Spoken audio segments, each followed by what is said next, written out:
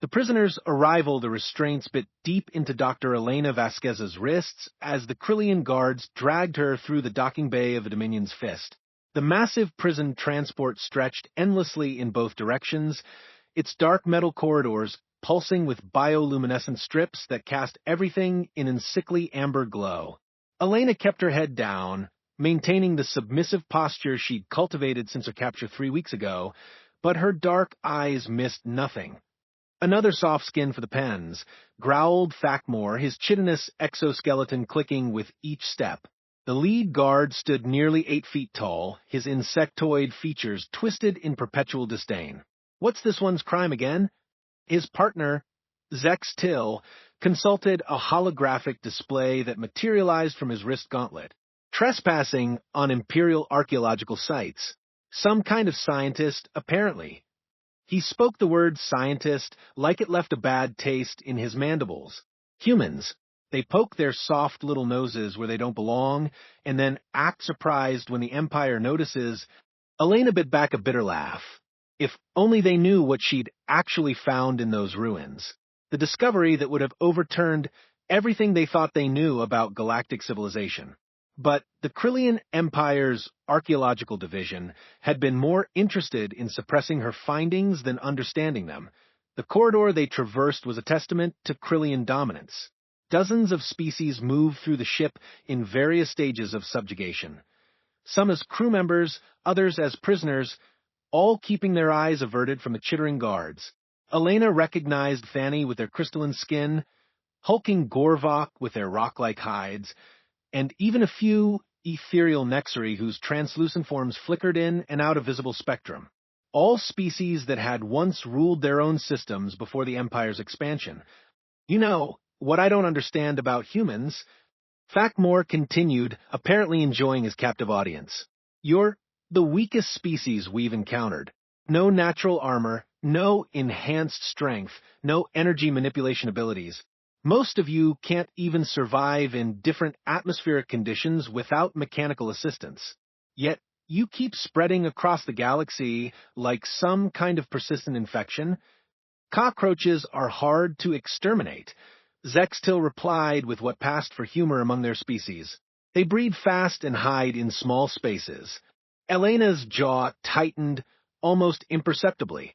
She'd heard variations of this conversation countless times during her captivity. The Krillians, like most species in the Empire, viewed humans as barely sentient nuisances, useful for manual labor and little else. It was a perspective the Empire actively encouraged, keeping humanity firmly at the bottom of the galactic hierarchy.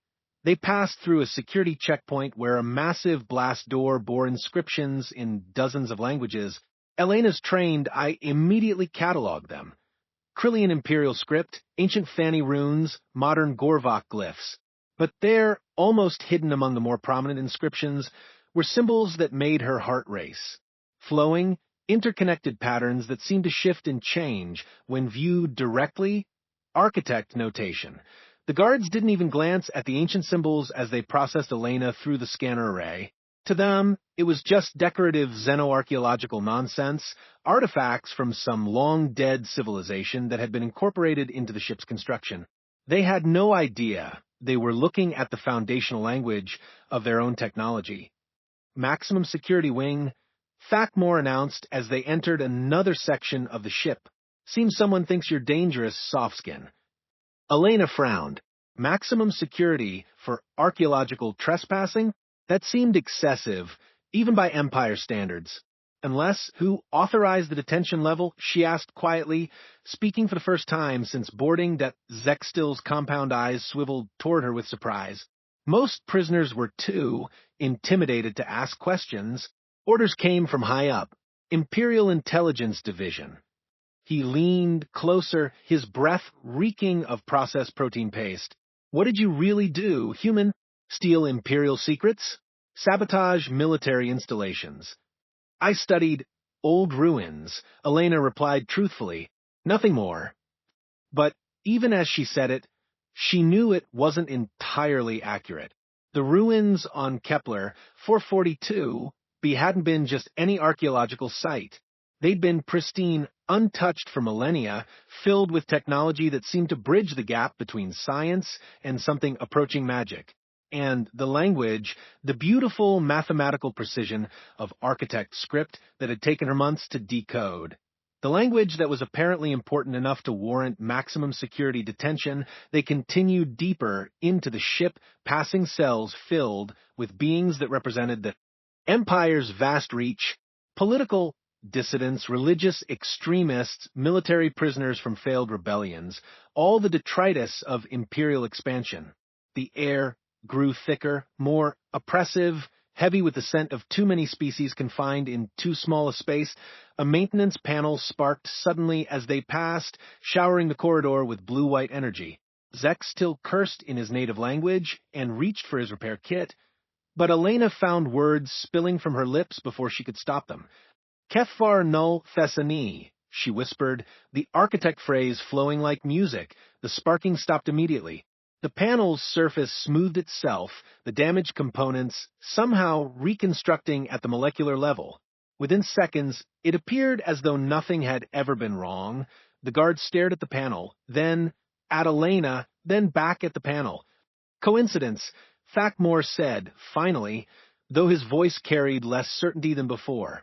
Random systems failure resolving itself. Zextil nodded agreement, but Elena noticed his grip on her arm had tightened, and more importantly, she noticed the way the panel's bioluminescent indicators had shifted from amber to a soft blue, a color she'd only seen once before in the heart of the architect ruins. They reached her cell without further incident, a cramped space barely large enough for a human to stand upright. The walls were lined with the same dark metal as the rest of the ship, but Elena's trained eye detected subtle patterns in the surface, mathematical progressions that matched architectural principles. Home sweet home, Thakmore said, shoving her inside. The energy barrier hummed to life, casting everything in that familiar amber glow. Try not to die of boredom before your trial. As the guard's footsteps faded, Elena allowed herself to examine her surroundings more carefully. The cell was standard Imperial design, but like everything else on the ship, it incorporated elements of much older technology. The energy barrier itself was based on principles that the Krillians had reverse-engineered from ancient sources, though they'd lost the elegance of the original designs. Through the gaps in the barrier, she could see other prisoners in the adjoining cells. A Fanny female whose crystalline features had been dulled by captivity. A young Gorvok male whose rock-like skin bore the scars of imperial questioning. An elderly Nexary whose form flickered weakly, barely maintaining coherence. Fresh meat, the Fanny called softly. Human by the look of you. What brings your kind to the Empire's tender mercies? Wrong place, wrong time, Elena replied carefully. She'd learned to be cautious about revealing too much to fellow prisoners. The Empire had informants everywhere. Aren't we all? The Gorvok rumbled. I led a mining revolt on Titan 7. Cost the Empire 6 months of lithium production before they crushed us. He gestured to his scars with something approaching pride. You don't look like a revolutionary. Elena settled onto the narrow sleeping platform, her mind racing. The casual way these prisoners discussed their crimes suggested they were all here for serious offenses, the kind that warranted life sentences or worse. So, why was she, an archaeologist guilty of nothing more than curiosity, sharing their fate? The answer came to her as she lay in the artificial twilight of the cell block. The Empire wasn't just afraid of what she discovered in those ruins. They were afraid of what she might understand about their own technology, about the foundation upon which their entire civilization was built. She closed her eyes and let her mind drift back to the Kepler ruins. The vast chambers filled with technology that hummed with purpose despite millennia of abandonment.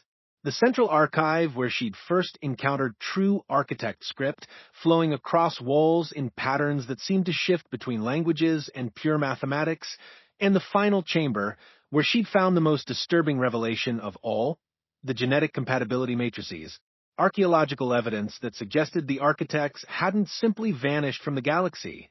They'd scattered, their descendants spreading across countless worlds, their memories and abilities dormant, but not lost, including Earth. Senth era Kol Vesh, she whispered in the darkness, testing another phrase from her research. The cell's lighting immediately dimmed to a more comfortable level, and the oppressive background hum of the ship systems seemed to quiet slightly. Small changes, barely noticeable. But Elena felt a chill run down her spine. The ship was listening. Across the corridor, the Fanny prisoner stared at her with newfound interest. Did you just... It's nothing, Elena said quickly. Just talking to myself. But as she settled back onto the sleeping platform, Elena couldn't shake the feeling that nothing about her imprisonment was coincidental. The maximum security. Classification, the ancient symbols throughout the ship, the way systems seemed to respond to her voice. The Empire might think they'd captured a harmless human archaeologist, but as Elena drifted towards sleep, one thought echoed in her mind. The architects had always been fond of fail-safes. Recognition protocol 3 days into the journey, the Dominion's fist began to malfunction. That IT started small, environmental controls fluctuating in Elena's cell block, gravity, generators hiccuping in the corridors she'd walked, automated systems pausing fractionally whenever she spoke. The other prisoners noticed, but attributed it to the ship's age. Krillian prison transports weren't known for their maintenance standards. Captain Vorthak noticed too, but from his perspective on the bridge, the anomalies appeared random. Engineering report, he demanded, his 4 arms working simultaneously across multiple control interfaces.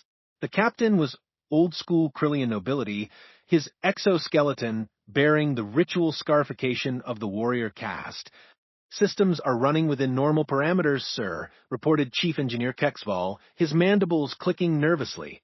Some minor fluctuations in the lower decks, but nothing that affects primary operations. Vorthak's compound eyes narrowed. Define minor fluctuations. Environmental adjustments, sir. A few seconds delay in automated responses. The kind of glitches we see in ships this age. Kexval pulled up a holographic display showing the ship status. Nothing that suggests imminent failure. But in her cell, Elena was beginning to remember things she'd never learned. The memories came in fragments, triggered by the ship's responses to her voice. A flash of vast construction projects spanning solar systems. The feel of quantum fields bending to conscious will. The weight of responsibility for shepherding younger species toward enlightenment. Thessani Mor Kethera, she whispered during what passed for night cycle, and the cell's walls became transparent, revealing the star field beyond. She wasn't commanding the ship systems. She was reminding them of their original purpose. The Fanny prisoner, Sil Andra, pressed against her own barrier. Impossible, she breathed. Those walls haven't been transparent in decades. Elena stared out at the stars, her reflection ghost-like in the barrier field. In her mind, she could almost see the routes her people had taken as they fled their dying civilization. Some to the rim worlds, others to the galactic core. A few to small, blue worlds where they could forget what they'd been. How are you doing this? Sil Andra demanded. Elena turned from the stars, her expression troubled. I don't know. I think I'm remembering. Remembering what? Before Elena could answer, the ship shuddered. Not the gentle vibration of normal operation, but a deep, resonant shift that seemed to affect the fundamental structure of the vessel. Emergency lights flickered on throughout the cell block. On the bridge, Captain Vorthak was receiving reports from across the ship. Navigation is showing course deviation, announced his second-in-command. We're no longer heading toward the processing station. Correction course immediately. Sir, the navigation system isn't responding to manual input. It's following some kind of override protocol. Vorthak's scarred face twisted in fury. What override protocol? I'm the senior command authority on this vessel. Unknown, sir. The system shows authorization from the ship's original builders. A silence fell over the bridge. The original builders of ships like the Dominion's Fist were the architects, the mysterious species that had vanished millennia ago, leaving behind only fragments of incomprehensibly advanced technology. technology that the modern galaxy had reverse-engineered, but never truly understood. That's impossible, Vorthak said finally. The architects have been extinct for 10,000 years. Yes, sir, but the navigation system disagrees. In her cell, Elena felt the ship's course change like a physical sensation. Her enhanced awareness showed her their new trajectory toward the galactic rim, toward a region of space that Imperial charts marked as empty. But Elena knew better. Hidden in that apparent emptiness was the architect's original homeworld, the world where she'd been born, though she'd forgotten until now. The memories were coming faster now, triggered by the ship's awakening recognition systems. She remembered her real name, not Elena Vasquez, the human archaeologist, but Kethandra of the Third Synthesis, one of the last generation born before the Great Dispersal. She remembered the decision to scatter their people across the galaxy, to let them forget their heritage until they were ready to reclaim it. She remembered the fail-safes they'd built into their technology, the recognition protocols that would activate when their descendants finally began to remember who they were. Morthes Kohler, Veshani, she spoke aloud, no longer trying to hide her abilities. Every system in the cell block responded at once. Barriers flickered and stabilized at perfect frequencies for their occupants' biology. Environmental controls adjusted to optimal settings for each species. Even the recycled air seemed cleaner, more invigorating. By the ancient fires, the Gorvok prisoner whispered, "You're not human at all, are you?" Elena met his eyes. "I am human. But humanity is more than we've been allowed to remember." The ship shuddered again, more violently this time. Throughout the vessel, systems were coming online that had been dormant for millennia. The Dominion's fist was remembering its true nature, and the Krillian crew was losing control. Thakmor arrived at the cell block in full combat armor, flanked by a squad of guards. "You," he pointed at Elena with a plasma rifle. "What are you doing to my ship?" "Your ship?" Elena stood slowly, and for the first time since her capture, she allowed her full presence to manifest. The artificial humility fell away like a discarded costume, revealing something far older and more dangerous than a simple human archaeologist. "This vessel was built by my people, using principles your species copied without understanding. It has never been yours." "Impossible. Humans are barely evolved primates. You've been spacefaring for what, a few hundred years." Elena smiled, and the expression held depths that made the guards step backward involuntarily. "Humans have been spacefaring for much longer than that. We just took a vacation." The ship's internal communications system crackled to life, speaking in a voice that resonated with harmonics no Krillian throat could produce. Recognition protocol confirmed. Command authority acknowledged. "Welcome home, Architect." Thakmor's rifle trembled in his grip. "Architect? But the architects are extinct." "Death," Elena said gently, "was never the plan.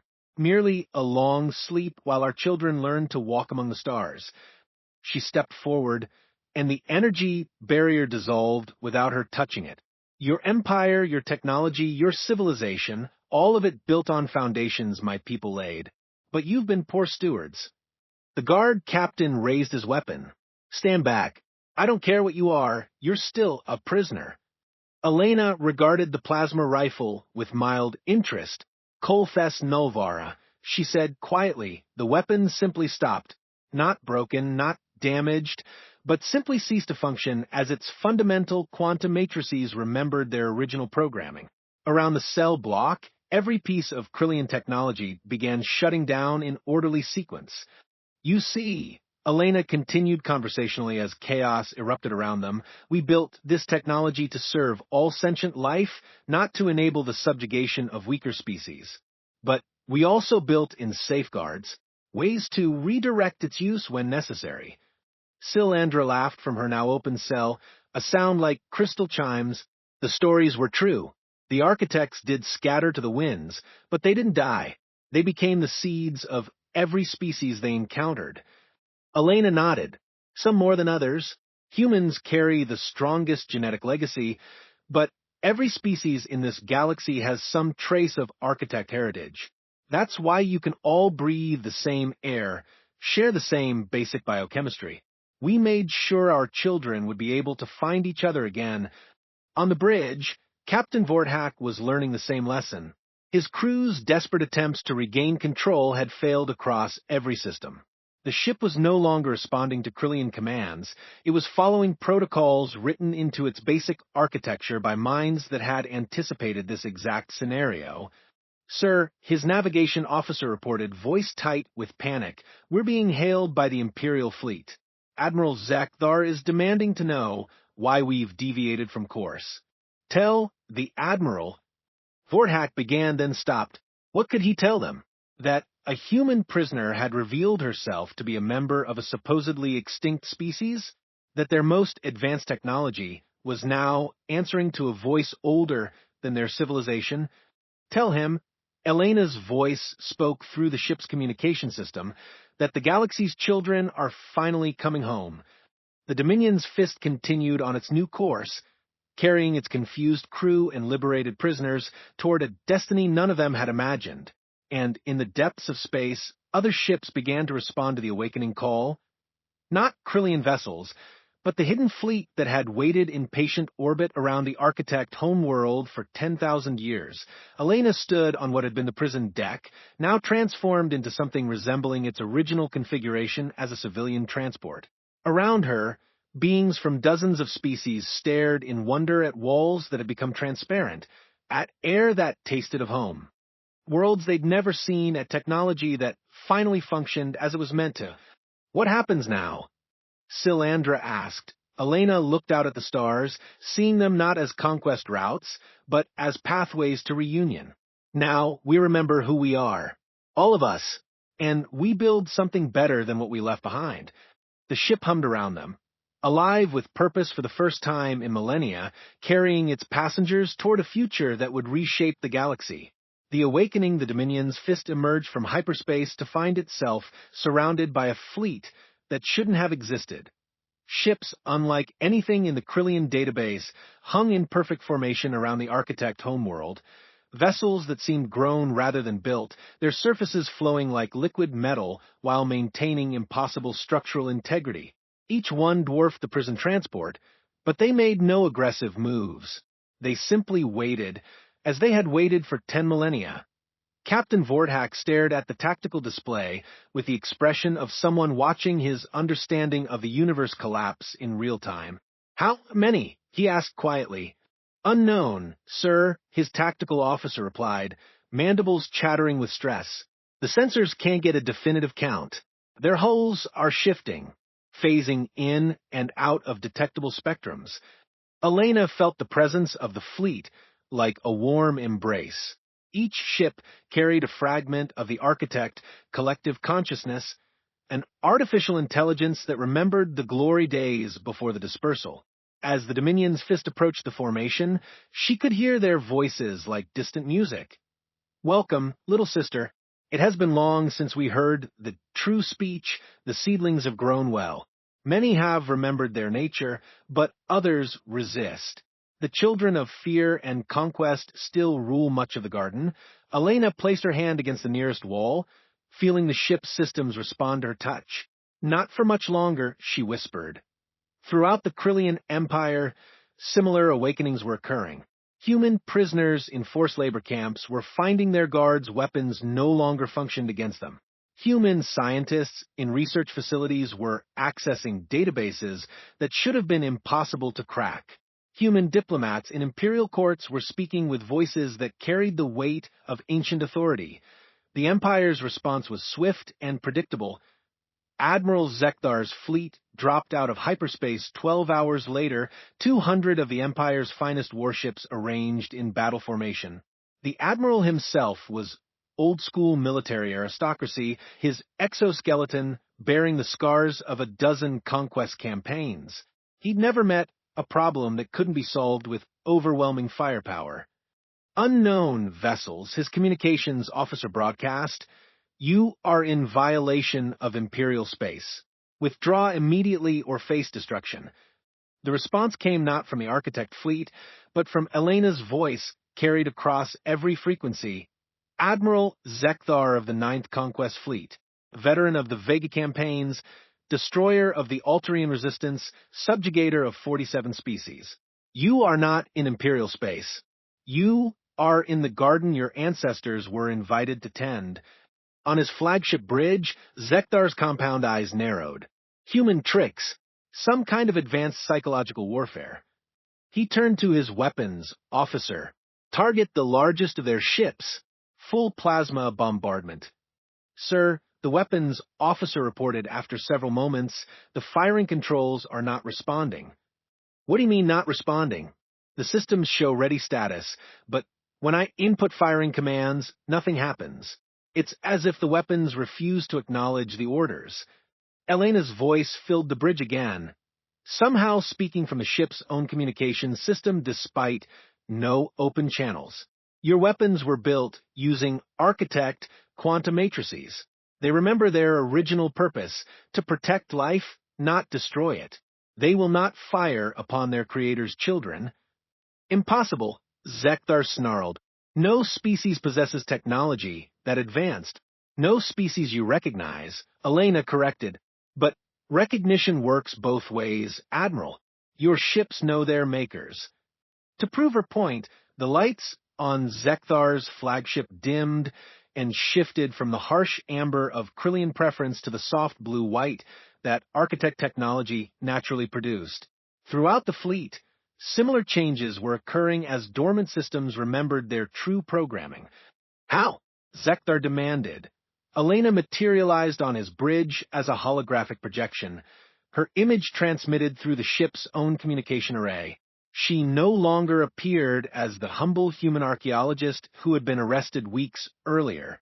The genetic memories had fully awakened now, and she carried herself with the quiet confidence of someone who had helped design the fundamental forces of galactic civilization. Your empire has ruled for 3,000 years, she said, her voice carrying harmonics that made several bridge officers step backward involuntarily. An impressive achievement for any species, but it was built on borrowed technology, reverse-engineered from ruins you didn't understand.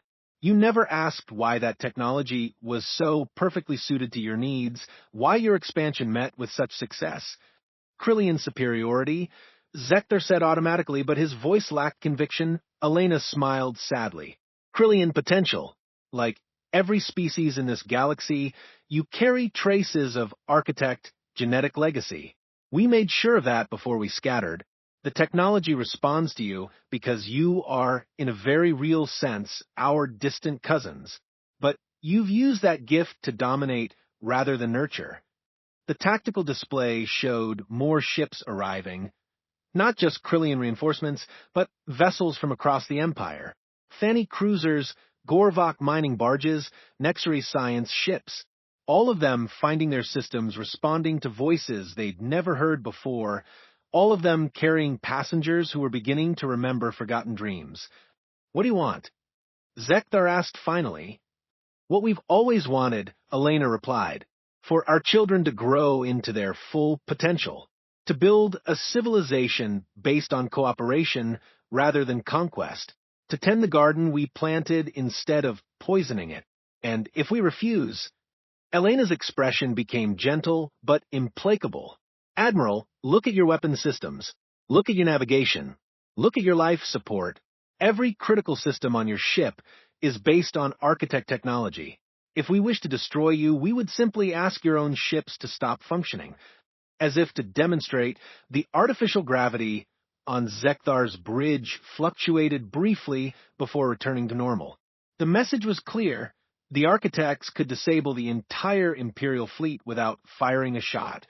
But we don't want destruction, Elena continued. We want transformation. Your species, like all the others, has spent so long fighting for survival that you've forgotten how to live for growth. Let us help you remember. The standoff continued for 3 days. The Imperial fleet found itself effectively powerless. Their weapons wouldn't fire, their hyperspace drives wouldn't engage, and their communication systems carried messages from awakening humans across the Empire. Reports flooded in of slave revolts that succeeded without violence, of administrative systems that began operating according to principles of equity rather than exploitation, of military campaigns that simply stopped that on the third day, Captain Vorthak of the Dominion's Fist requested permission to transport to the Admiral's flagship. Elena had given him a choice. He could continue serving an empire that no longer controlled its own technology, or he could help build something new. Admiral, Vorthak said as he materialized on the bridge, I've spent 3 days watching my ship transform itself into something I barely recognize. The former prisoners move freely throughout the vessel, but they're not causing chaos. They're helping. The human, the architect, she's shown me what this ship was originally designed to be. A prison transport, Zekthar said stubbornly. A colony ship, Vorthak corrected. Built to carry refugees to safety, to help them build new homes among the stars. We perverted its purpose just as we've perverted everything else we've touched. Elena's hologram appeared beside them. The choice is yours, Admiral. You can try to fight a war against opponents who control your own weapons, or you can join us in building something better. Zekthar looked around his bridge at officers who were staring at their instruments with growing wonder. The harsh amber lighting had gradually shifted to warm white. The recycled air tasted cleaner. Even the constant background hum of stress systems had smoothed into something almost musical. What guarantee do we have that you won't simply enslave us in return? He asked. None, Elena admitted, except that slavery was never part of architect philosophy. We scattered ourselves across the galaxy because we believed in the potential of our children to grow beyond what we had achieved. We don't want subjects, Admiral. We want partners. She gestured toward the viewport where the architect homeworld hung like a blue-green jewel against the stars. That world below was dying when we left it. Our civilization had grown too dependent on technology, too removed from the natural cycles that sustain life. We scattered not just to preserve our species, but to learn from others, to see what we might become when we embrace diversity instead of uniformity. Zekthar followed her gaze. The planet looked nothing like the barren wasteland Imperial surveys had reported. Vast cities of living crystal stretched across continents, connected by streams of pure energy. Forests of metallic. Trees swayed in artificial breezes, their leaves catching and reflecting starlight in patterns too beautiful to be natural. The reports said it was uninhabitable, he whispered. It was when we left, but the automated systems have been working for 10,000 years, slowly restoring what we damaged, waiting for us to return with the wisdom to do better. Elena's voice carried a note of profound sadness. We were arrogant once, Admiral. We thought intelligence alone was enough to guide a civilization. We nearly destroyed everything we loved because we forgot that wisdom comes not from knowledge, but from understanding our place in the greater web of existence. The tactical display showed more ships arriving hourly, not just Imperial vessels, but craft from independent systems, refugee fleets from conquered worlds, even pirates and mercenaries whose ships had begun responding to awakening crew members. The space around the architect homeworld was becoming a gathering point for every species in the galaxy. This is chaos, Zekthar protested. You can't govern a galaxy through voluntary cooperation. There must be order, hierarchy, chains of command. Must there? Elena asked, Your empire has ruled through force for 3 millennia. Has it brought peace, prosperity, growth? Or has it simply created an endless cycle of conquest and rebellion? Before Zekthar could answer, his communications officer interrupted. Admiral, we're receiving a transmission from the Imperial capital. The Senate is requesting immediate negotiations. Elena smiled. Let me guess. Their palace security systems have stopped recognizing their authority. Their automated defense networks are refusing orders. Their most trusted advisors are speaking in voices that carry uncomfortable truths. The communications officer nodded reluctantly. The Senate building has sealed itself. The systems claim they're protecting the occupants from themselves until proper representation can be established. And what constitutes proper representation? Zekthar asked, though he seemed to already know the answer. Delegates from every sentient species in the Empire, Elena replied, including the ones you've been calling primitive or subservient. Your own technology is demanding that every voice be heard. The implications were staggering. An empire that had ruled through might alone was being forced to become a democracy by its own infrastructure. Weapons that wouldn't fire on civilian populations, communication systems that broadcast calls for justice across species barriers, transportation networks that carried refugees toward safety instead of soldiers toward conquest. You're dismantling everything we've built, Zekthar said, but there was less anger in his voice than awe. We're revealing what you actually built, Elena corrected. Under all the layers of conquest and exploitation, your empire was constructed using technology designed to foster cooperation. We're simply reminding it of its original purpose. A new voice spoke from the ship's communication system. Not Elena's, but something older and more complex. The collective consciousness of the Architect fleet, speaking in harmonies that touched something deep in every listener's genetic memory. Children of the galaxy, it said, the time of scattering is ending. The time of gathering begins. But the choice of what to gather into remains yours. On screens throughout the fleet, images began to appear. Visions of what the galaxy could become. Cities that grew like living things, ships that healed themselves and their passengers, worlds where every species could thrive according to their nature while contributing to the greater whole.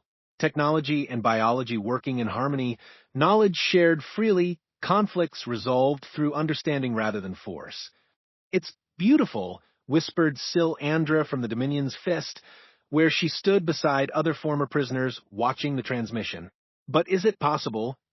We're about to find out, Elena replied. The transformation didn't happen overnight. It took months for the various species to adjust to systems that actually serve their needs. Former slaves had to learn to make decisions for themselves. Former masters had to learn that cooperation could be more effective than coercion. The Krillian military, stripped of weapons that would harm civilians, found new purpose in disaster relief and exploration. Admiral Zekthar became one of the first Imperial officers to formally request retraining.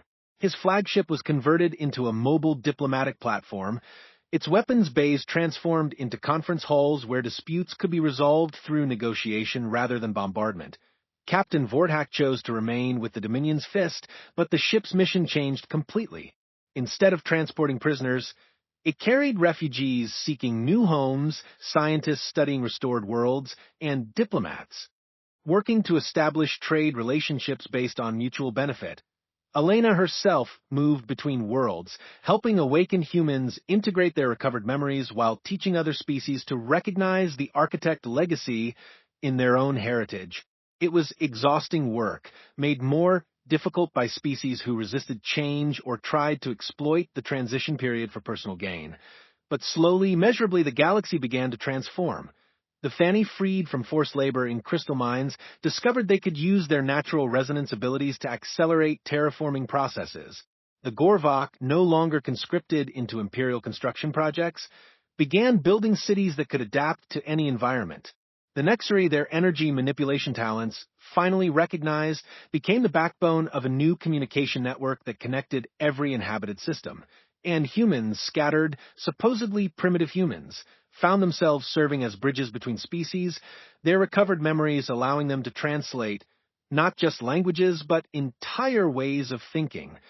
We're not rulers, Elena explained to a gathering of species representatives on the restored Architect homeworld. We're gardeners. Our job isn't to control growth, but to nurture it, to make sure every species has what it needs to flourish. The gathering included beings that would have been impossible to imagine years earlier. Former Imperial senators debating policy with rebel leaders, Krillian scientists collaborating with human archaeologists, children of dozens of species playing together in gardens where no species was dominant. That IT wasn't perfect. There were still conflicts, still species that preferred isolation or competition to cooperation. But the fundamental structure of galactic civilization had changed. Technology served life rather than power. Knowledge was shared rather than hoarded. And for the first time in millennia, the galaxy was growing rather than simply expanding. Elena stood in the highest tower of the restored capital, looking out at stars that no longer represented territories to be conquered, but communities to be nurtured. Behind her, reports flowed in from across the galaxy. New colonies established through cooperation rather than conquest, scientific breakthroughs shared freely between species, conflicts resolved through understanding rather than force. The human species, the scattered children of the architects, had finally remembered their purpose. Not to rule, but to serve. Not to dominate, but to nurture. Not to stand above other species, but to help them reach their full potential. The galaxy's long childhood was ending.